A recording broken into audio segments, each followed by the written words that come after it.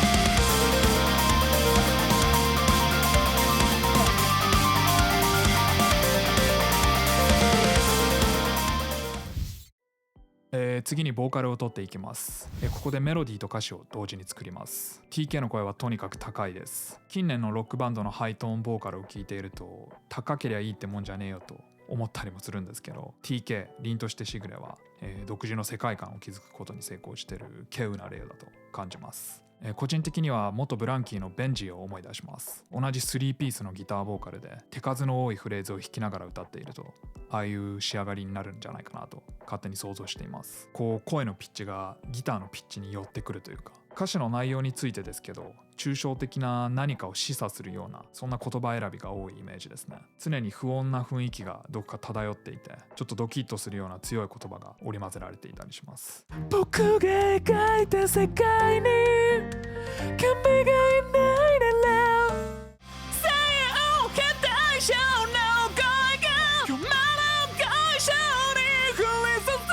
ぐ。 Lyric comparison. 簡単に笑ったローマ字のから弱い届く頃には心臓芸術のライターフィール。どうかしたどうかしたどうかしたどうかした、もうメレメレガレガレ、もうこれガレガレ、もうちょちゃれ胸バネくね。First idea approved. Melody comparison. So don't know, so don't go funny, so don't know what's focus. So don't know, so don't go funny, so don't know what's focus. So don't know, so don't go funny, so don't know what's focus. So don't know, so don't go funny, so don't know what's focus. Are you kidding me? こういう風に歌真似をできなくもないんですけど、もうちょっと本質的な部分を踏襲したいと思っていて、レンジのギリギリで歌っている時の不安定な感じですね。スッと入ってくるような心地よい声ではないんですけど、その分中毒性があるような、そんなイメージです。そこを狙って意識するというよりは、こうコントロールできなくなってくる領域なので、その境目を行ったり来たりする。なので必然的にキーは高くなりますし、それを歌うことによって後から声が似てくるんじゃないかと、そんな風に解釈してます。言語化するとちょっと小難しいんですけど、歌はある意味演技なので、こういうマインドセットが大事だったりします。So don't know,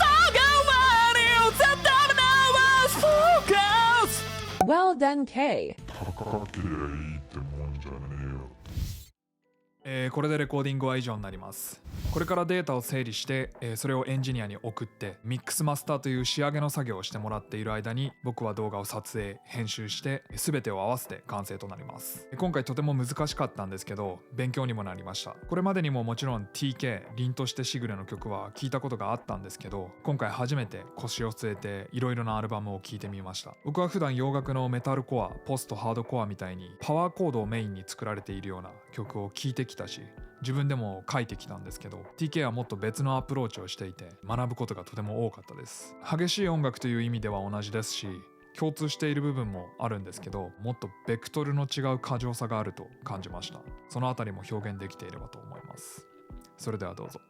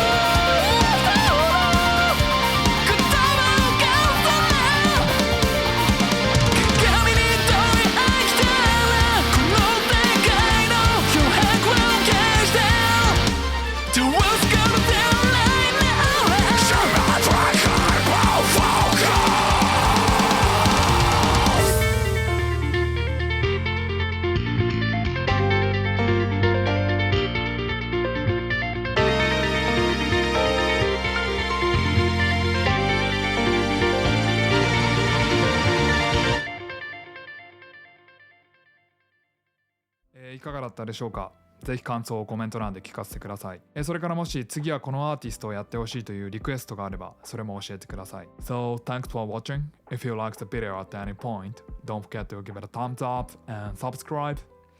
And I'll see you in the next one. Take care.